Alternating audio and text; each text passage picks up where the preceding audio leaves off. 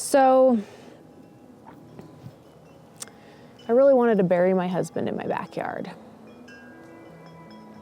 So I did. Now, right after he died, I really wanted to bury him in the backyard of the King of Random house because we had done so much there. We'd built a business there, we had 2 babies there, just felt like our life was there, and I have a relatively different take on the whole death scenario now that I've buried my husband. And the thought of putting my husband in a cement box in a field with other people where I'd have to go and see him just felt so wrong to me. And if any of you knew anything about my husband, Grant, you would know that man was not meant to be put in a box. And it just felt so wrong to me to bury him in a cemetery, and I just felt like home is where he needs to be.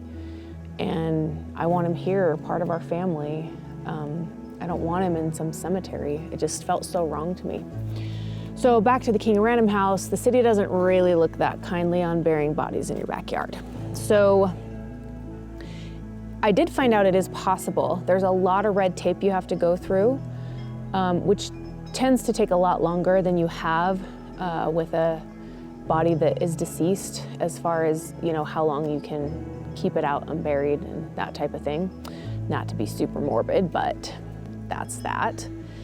And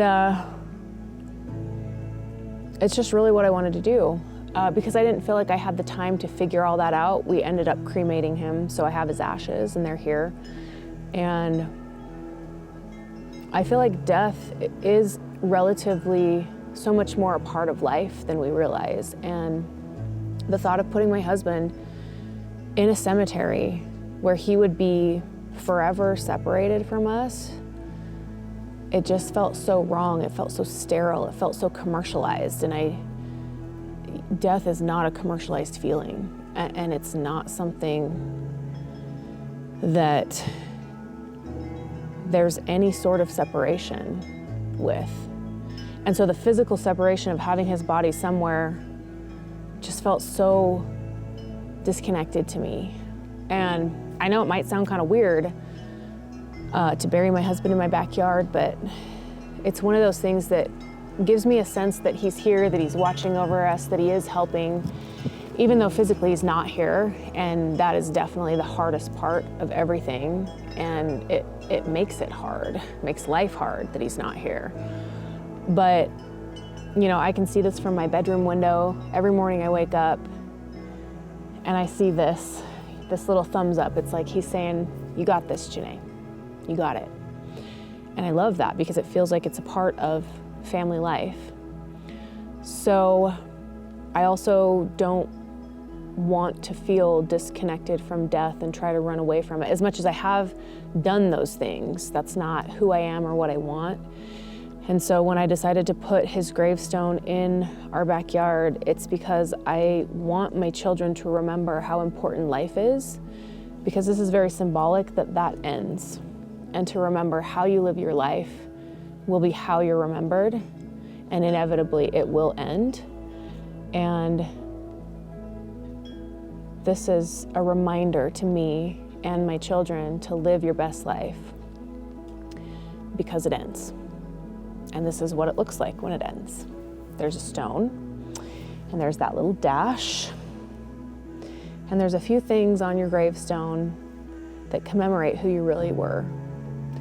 And it's not a comprehensive commemoration, but when life is over, that's final. And what is between the birth date and the death date is that dash.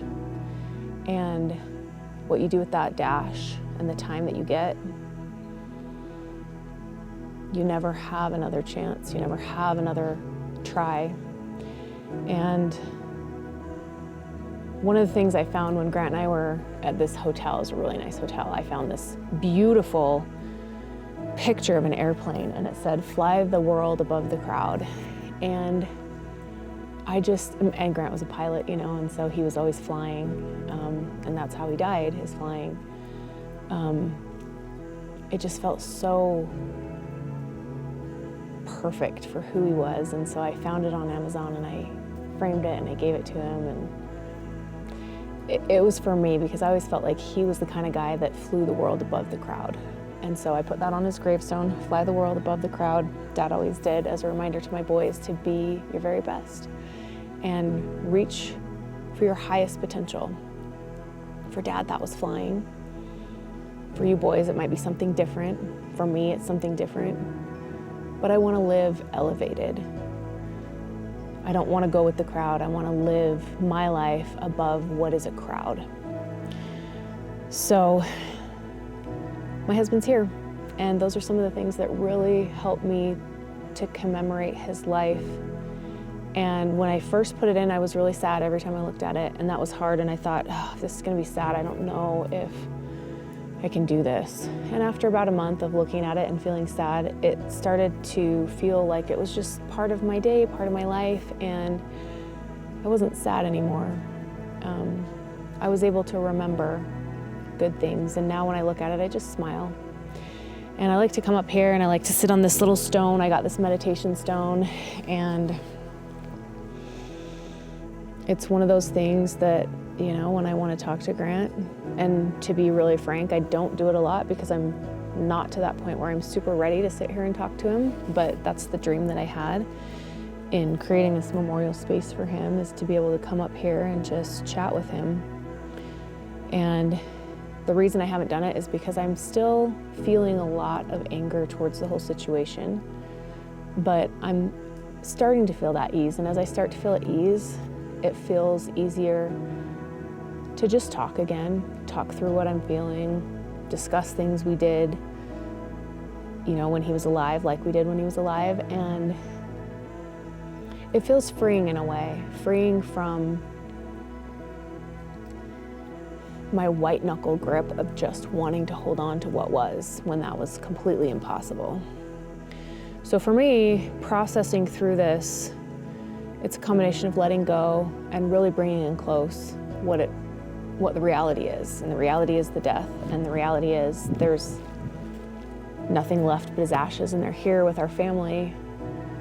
And this gravestone is a monument that watches over the space that we live in now. And in a way, I feel like Grant can see what we're doing and, be a part of our lives in a little way that brings a lot of peace and comfort. And we all grieve differently.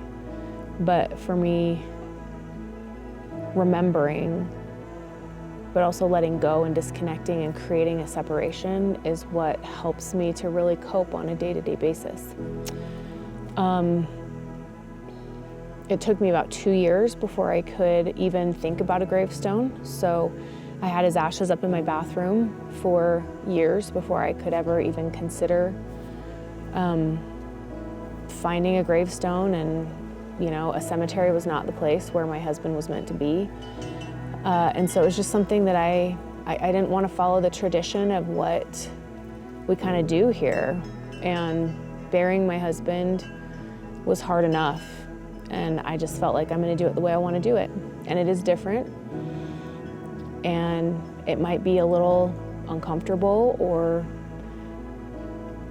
kind of, a little awkward when people come over and, they see a gravestone in the backyard. But I had to ask myself, what creates the separation when someone dies, that the body's removed and taken to a cemetery?